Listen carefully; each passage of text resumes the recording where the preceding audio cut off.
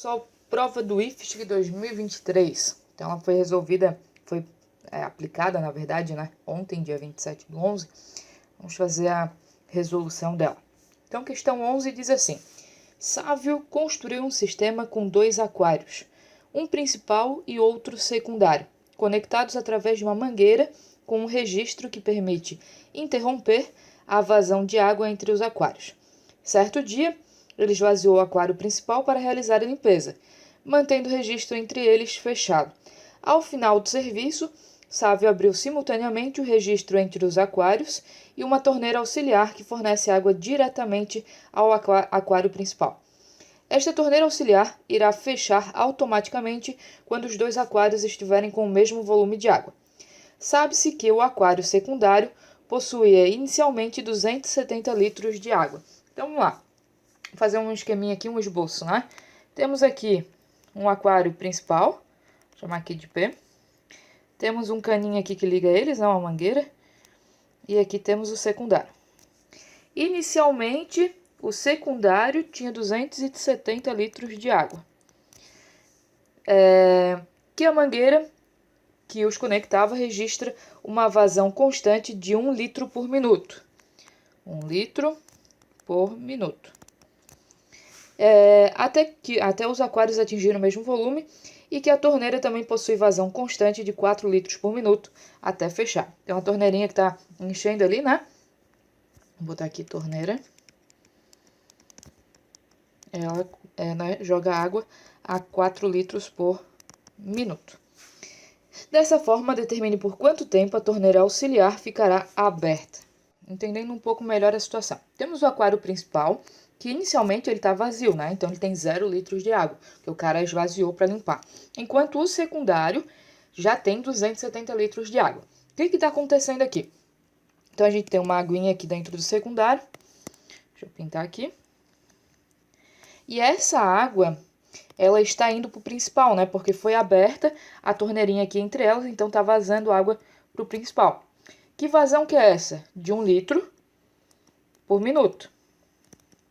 Enquanto aqui no aquário principal foi aberta uma torneirinha, né? Tá jogando aqui a aguinha aqui.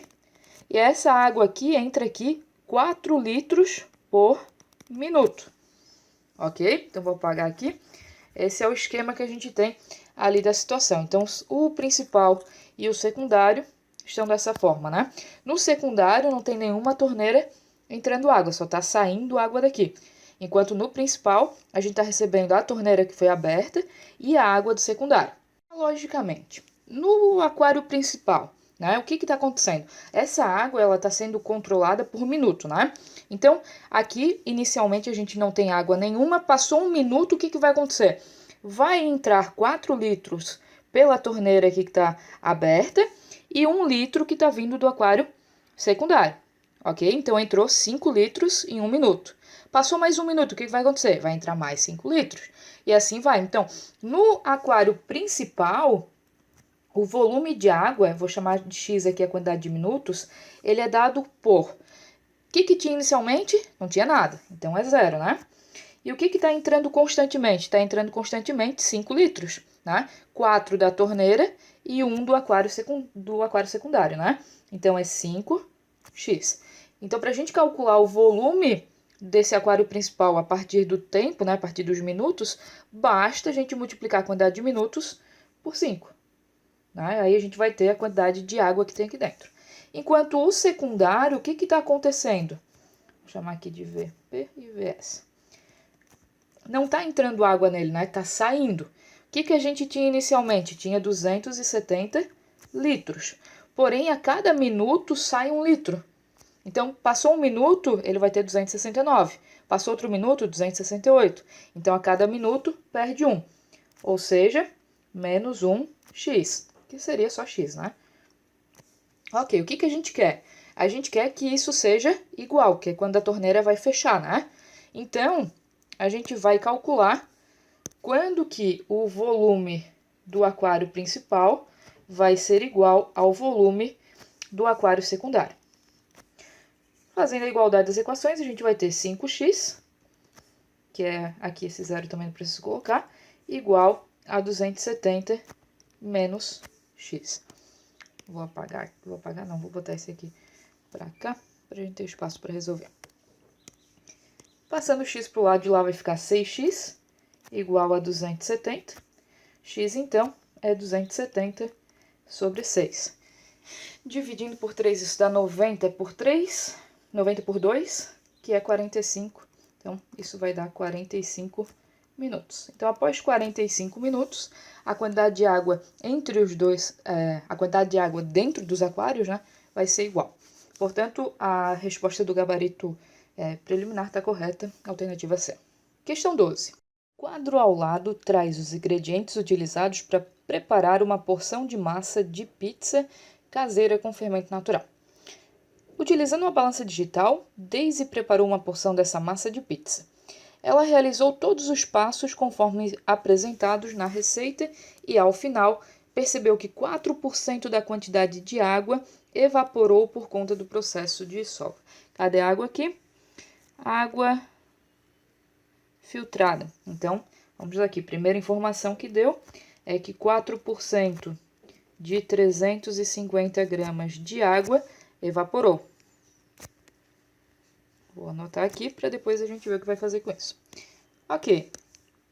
Seguindo, ao terminar o processo de sova, ela dividiu a massa em 6 partes iguais e boleou essas partes para então deixá-las descansando até concluir o processo de fermentação lenta. Determine quantos gramas de massa tem cada uma das partes que Daisy separou para descansar após o processo de sova. Bom, se a gente somar tudo isso aqui e dividir por 6, a gente vai saber a quantidade de massa que deveria ter, né, cada uma das bolinhas. A quantidade de gramas, né? Porém, não foi colocado isso de água, acabou evaporando um pouco. Então, eu não posso somar o 350. Primeiro, a gente precisa saber quanto de água foi colocado. Bom, se evaporou 4%, podemos fazer essa conta de algumas formas. Primeira, calcular 4% de 350. Deixa eu voltar para a caneta. 4% é 4 sobre 100. O D representa multiplicação, vezes 350. Posso cortar o zero aqui para auxiliar na conta. Ficou 35 vezes 4, 35 vezes 2 é 70, 70 vezes 2, 140. Dividido por 10, corto o zero de novo, isso dá 40 gramas. Isso aqui não é o que foi colocado, isso aqui foi o que evaporou. Então, a quantidade de água é 350 menos 14. E isso dá 336. Outra forma de fazer, para te não fazer essa conta de menos aqui no final, é tu fazer a conta de menos no começo. Se tivesse colocado os 350 gramas de água, seria 100% de água. Porém, não foi colocado 4% porque evaporou. Então, ao invés de ter 100%, vai ter 96% de 350. E aí a resposta vai dar o 336. Daí faz a conta de vezes normalmente. Ou ainda, faz por regra de 3. 350 corresponde a 100%, assim como x corresponde a 4% ou 96%. Daí, mesma lógica, né? Ou faz a conta de menos no começo, ou faz no final. Agora que eu sei a quantidade de água que foi colocado, a gente vai somar tudo e dividir por 6. Então, aqui vai ficar 500 mais 336 mais 200 mais 20 mais 12. 1, 2, 3, 4, 5. 1, 2, 3, 4, 5. Aqui, 6 com 2 dá 8. 3 com 2 dá 5, com 1, 6. E aqui dá 1068. Bom, essa é a quantidade total. Agora, ela pegou isso e dividiu em 6 partes. Então, aqui vai dar 1, a gente vai começar pelo 10. Então, vai sobrar 4. Baixo 6. Na tábua do 6, o mais perto é 6 vezes 6 dá 36, dá mais 1. 7 vezes 6, 42. Fechou. Então, 7, 42, sobra 4. Baixo 8, 48. É 8, que é o próprio 48. Fechou a conta bonitinho. significa que cada bolinha vai ter 178 gramas. Alternativa B. Questão 13. Um método interessante de estimar o valor da raiz quadrada de um número qualquer positivo é posicioná-lo entre dois quadrados perfeitos consecutivos. Por exemplo, sendo x igual a 11, sabemos que o x está entre o 9 e o 16, que são dois quadrados perfeitos. Ou seja, 3 ao quadrado é menor do que x, que é menor do que 4 ao quadrado. Logo, podemos dizer que a raiz quadrada de x está no intervalo entre 3 e 4, ou seja, 3 menor que raiz de x, menor que 4. Utilizando o método proposto, assinale a alternativa que apresenta o intervalo que contém a raiz quadrada do número 2023. Aqui, temos algumas formas de lidar com essa questão. Uma delas é ir no chute. No chute, no caso, testando as alternativas. Por exemplo, a gente já sabe que é a D pelo gabarito, mas numa prova eu não sei qual é. Bom, analisando aqui 41, 42, 42, 43, eu não começaria pelos extremos. Começaria, por exemplo, aqui pelo 42. Vai lá e faz 42 vezes 42. Aqui dá 4, 8, 8, 16, 4 somando, dá 16, aqui vai 1, 1764. Poxa, tá um tanto longe. Vamos testar, 43. 9, 12, 4 vezes 3, 12, vai 1. 4 vezes 4, 16, com 1, 17. 9, 4, 8, 1. Continua um tanto longe. Vamos para 44. 16 vai 1, 17, que vai dar a mesma resposta. 13 vai 1, 9. 1936. Estamos chegando perto. Vamos lá, 45. Mas não passou do número ainda, Então, aqui 25 vai 2, 20, 22, 20 vai 2, 16, 18, 5, 2, 0. Opa, 2025, passou. Então, o 44 era menor que esse valor e o 45 passou. Portanto, a raiz quadrada de 2023 está entre 44 e 45. Alternativa D. Essa questão aqui, eu acho que o jeito mais prático de resolver ela, de fato, é tu testar as alternativas. Seriam 5 contas de multiplicação no máximo. Questão 14. Uma lata de massa corrida está completamente cheia. Essa lata possui interior cilíndrico. Ok, temos um cilindro aqui. Com 10 centímetros de diâmetro. Se é 10 centímetros de diâmetro, significa que o raio é 5. Raio é sempre metade do diâmetro. Vou fazer o desenho certinho, Aqui. Certinho não, mas pelo menos um pouco mais certinho. Ok. Agora, melhor. É interessante sempre a gente pensar no raio, porque as nossas fórmulas sempre trabalham com raio, Então, aqui, 5 centímetros. Ok. E 16 centímetros de profundidade. Então, a altura, 16. A altura por inteiro, A massa que está na lata será utilizada para fazer cubos maciços de 3 centímetros de aresta. Ok, temos um cubo e ele tem 3 centímetros de aresta. Que significa que todas as arestas têm 3 centímetros. É um cubo. Considerando π igual a 3 e a equação volume do cilindro igual a π vezes raio ao quadrado vezes h, determine quantos cubos maciços podem ser formados, utilizando toda a massa da lata. Então, primeiro, vamos descobrir quanto de massa tem nessa lata e quanto de volume eu preciso para formar um cubo. Então, primeiramente, o volume aqui do cilindro, vou chamar de VC só, é π, que disse que era 3, vezes o raio ao quadrado, o raio é 5, porque o diâmetro era 10, então 5 ao quadrado, vezes a altura, que é 16. A lata estava cheia, por isso a gente vai usar o 16. volume do cilindro é igual a 3 vezes 5 ao quadrado dá 25, vezes 16. 3 vezes 25 dá 75. Agora, 75 vezes 16 vai dar 1.200 centímetros cúbicos. Vamos lá, volume do cubo aqui. Vou ficar os dois vezes. Volume do cubo. O volume do cubo é aresta ao cubo. Portanto, a aresta aqui é 3, então 3 ao cubo, que dá 27 centímetros cúbicos. Temos 1.200 centímetros cúbicos e precisamos montar cubos de 27 centímetros cúbicos. Para eu saber quantos que vão dar, a gente pega a quantidade total e divide pela quantidade de massa que vai em cada um deles. Portanto, vai ser 1.200 dividido por 27. Aqui, numa prova, eu sempre prefiro pensar assim, ó. Eu consigo fazer 1.200 dividido por 27? Não consigo, não é uma conta... Eu, particularmente, não consigo, né? De cabeça assim, direto. Eu vou simplificando, porque me gera menos chance de errar. Agora, se eu não sou boa em simplificar, eu faço a conta normalmente, tá?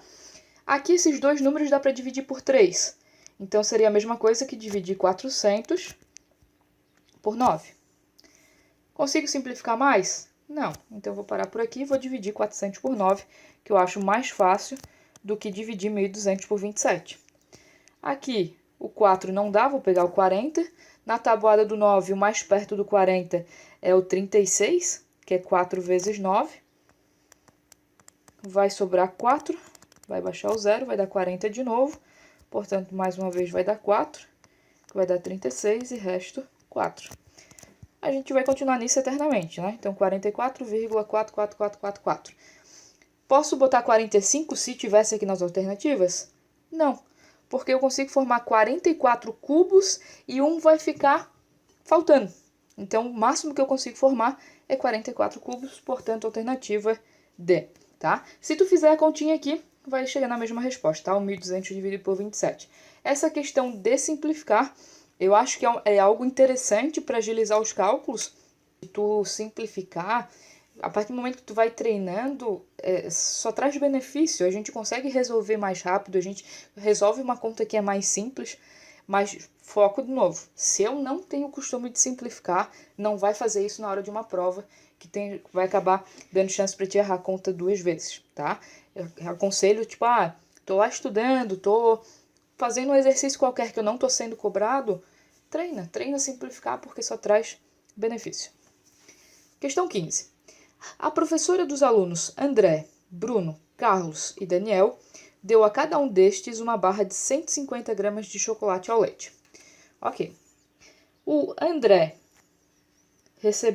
ele comeu 3/4 da barra. O Bruno comeu 7/12. O Carlos comeu 4/5. O Daniel comeu 11/15.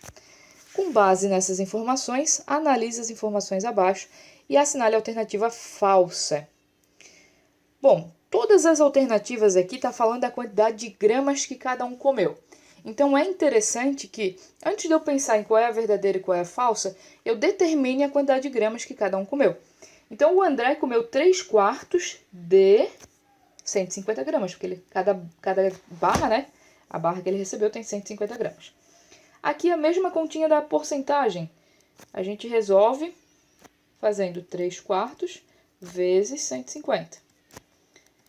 Aqui, opa, tá caindo aqui, voltar. Vai dar 450 dividido por 4. E isso aqui dá 1.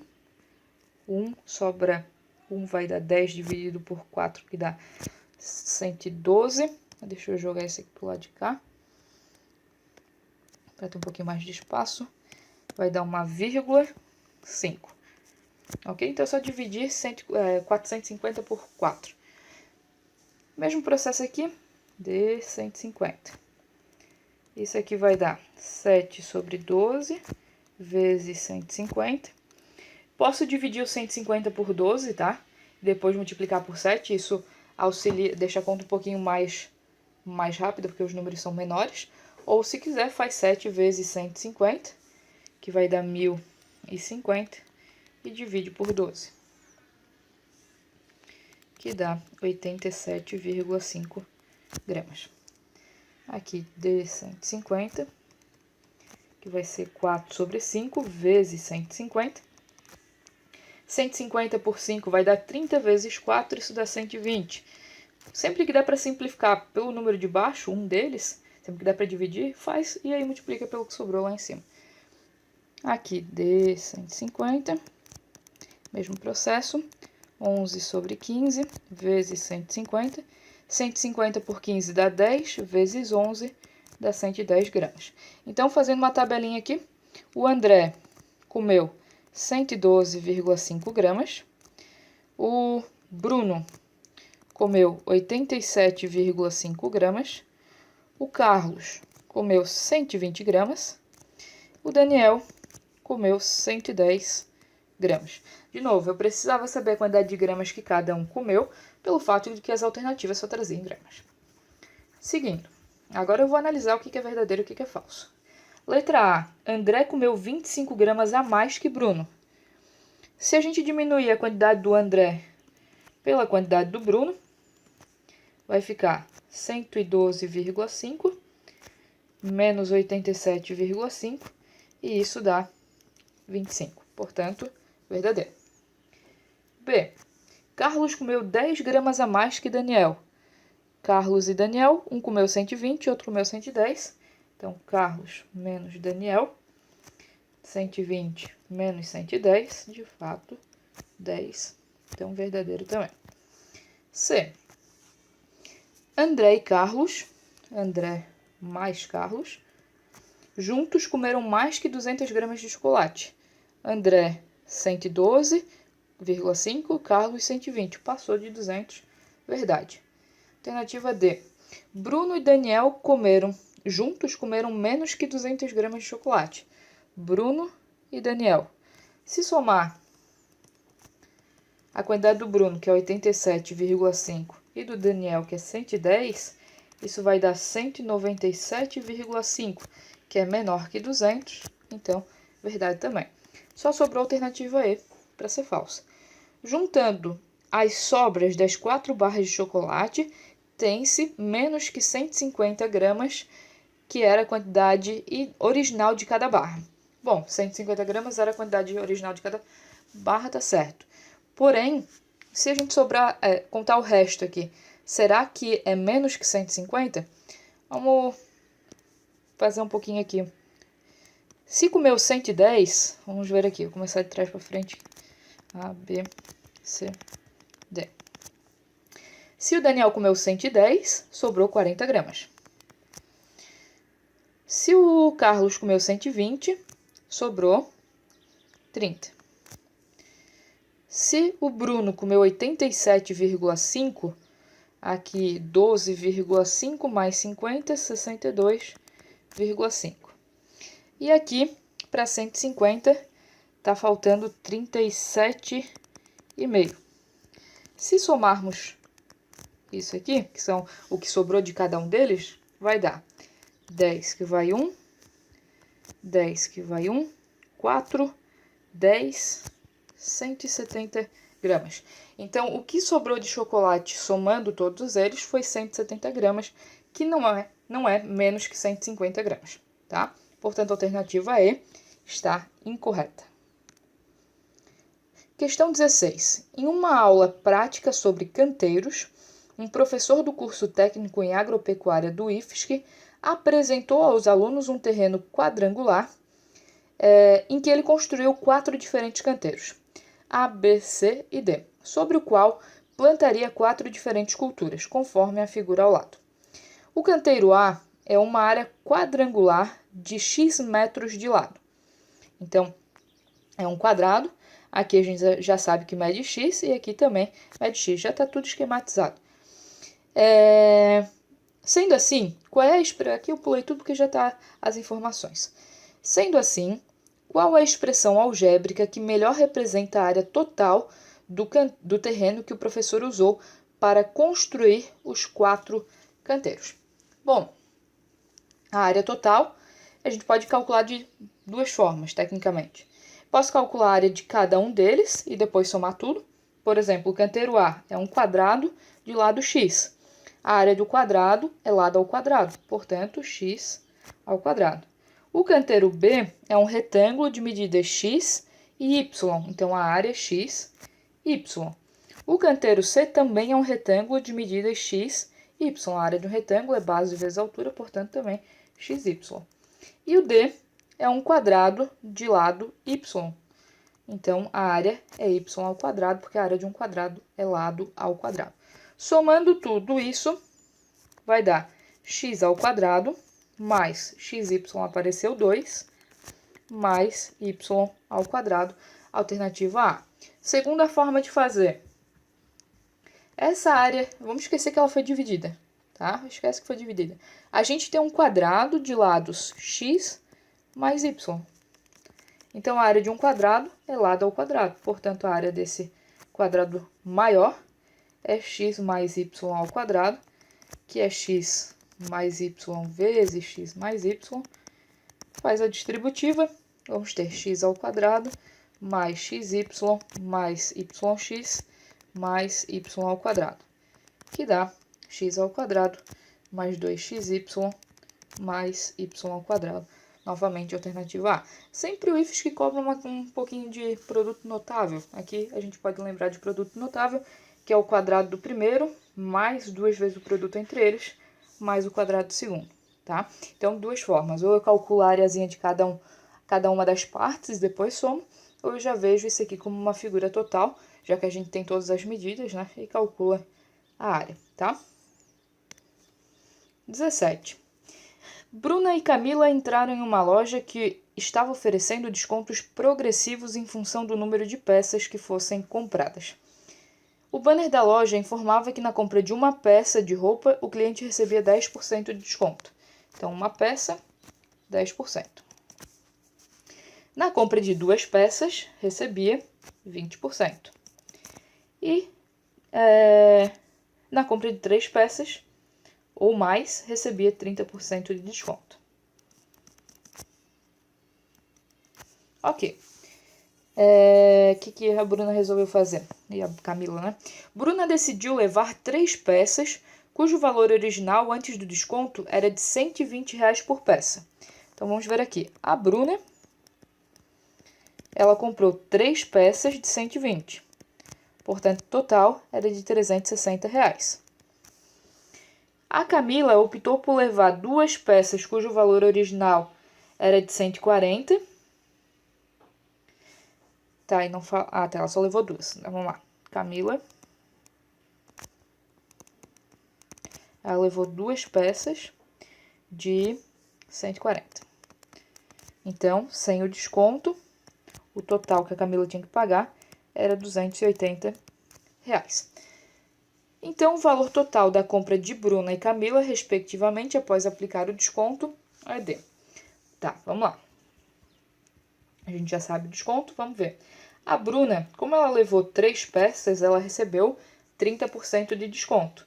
Então, para a gente saber o desconto, a gente calcula 30% de 360.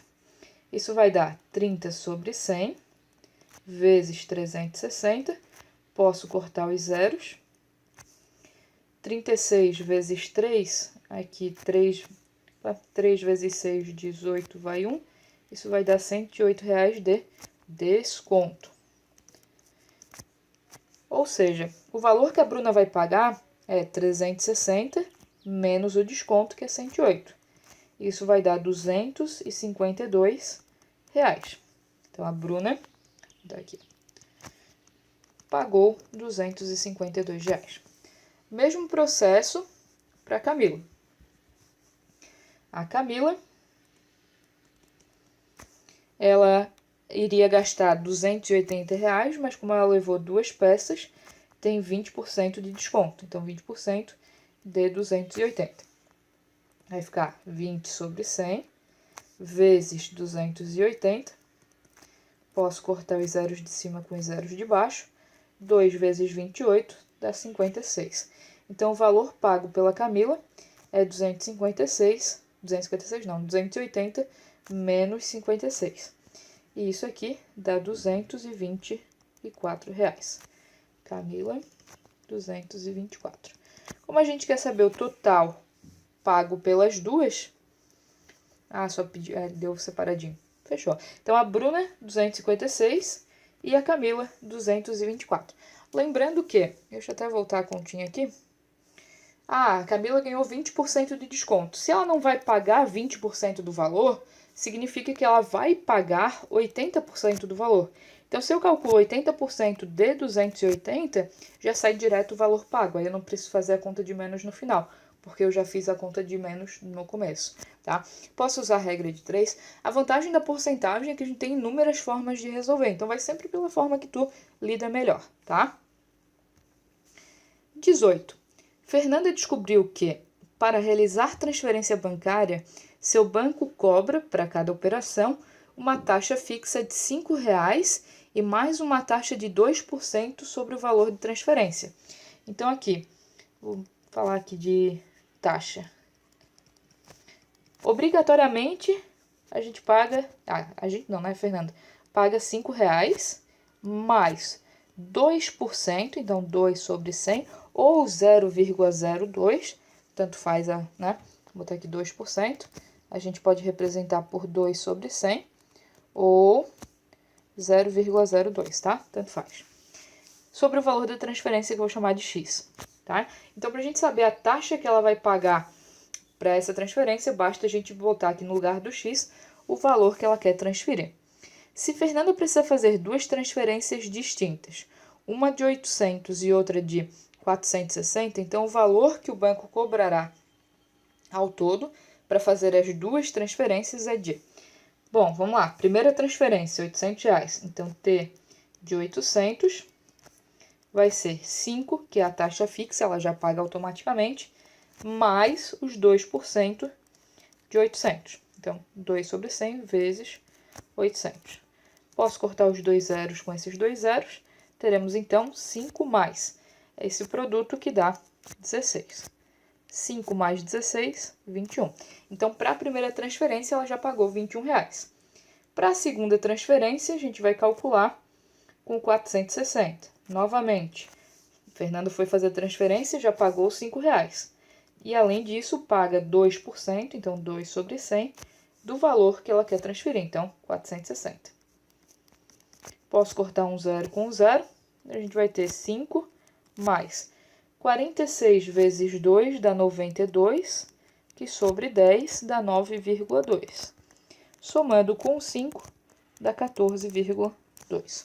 Então, o total que ela vai pagar vai ser 21 mais 14,2, isso dá 35,2, alternativa C. 19. Um grupo de alunos do curso técnico em eletrônica do IFSC, durante uma aula prática, desmontou uma lâmpada similar à figura ao lado, de 110 volts de tensão, e constatou que, em seu bulbo, haviam 36 LEDs brancos ligados em série, um após o outro. Os alunos observaram que 11 desses LEDs estavam queimados e precisavam ser removidos, pois impossibilitavam a lâmpada de funcionar. O professor solicitou, então, que o grupo os removesse e soldasse o ponto onde estava cada um dos LEDs queimados, permitindo assim com que a corrente elétrica percorresse toda a série e a lâmpada voltasse a funcionar normalmente. Considerando que a falha eletrônica dessa lâmpada foi corrigida e que a tensão elétrica continua a ser igualmente distribuída entre os LEDs que não queimaram, então quantos volts cada um dos LEDs desta lâmpada passou a receber após a correção eletrônica? Ok, vamos voltar. Tinha 36 LEDs. 11 queimaram, então saiu 11. 36 menos 11 dá 25. Então tem 25 LEDs ainda funcionando. Acontece que a gente tinha 110 volts rodando todos esses LEDzinhos, né? Os 36 LEDs. Agora, ao invés desses 110 estar distribuído nos 36, ele vai estar distribuído só nos 25 que sobraram.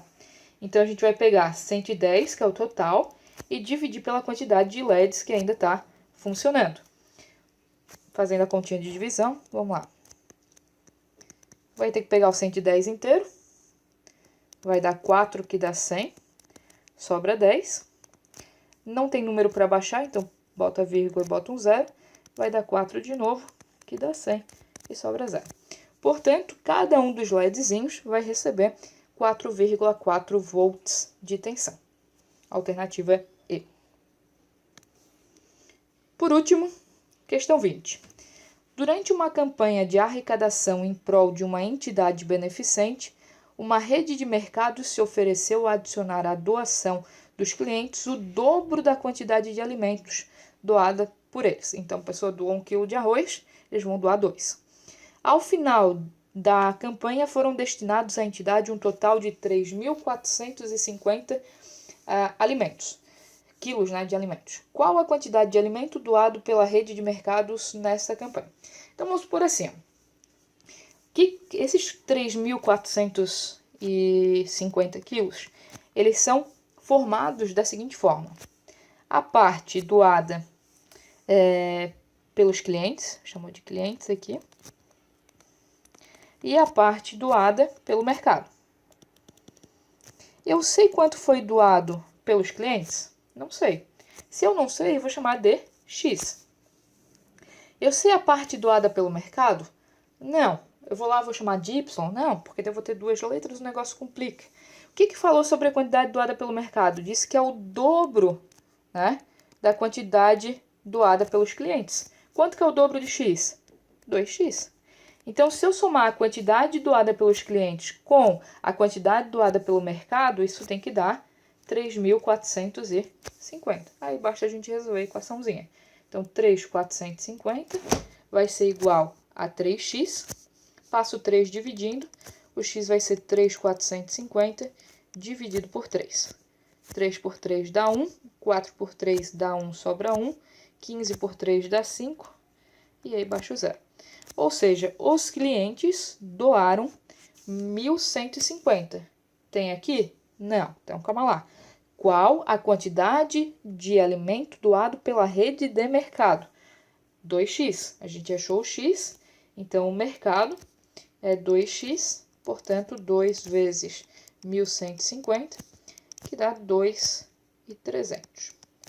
Então, a quantidade doada pelo mercado é 2.300 quilos. Com isso, a gente finaliza a prova de 2023. Uma observação.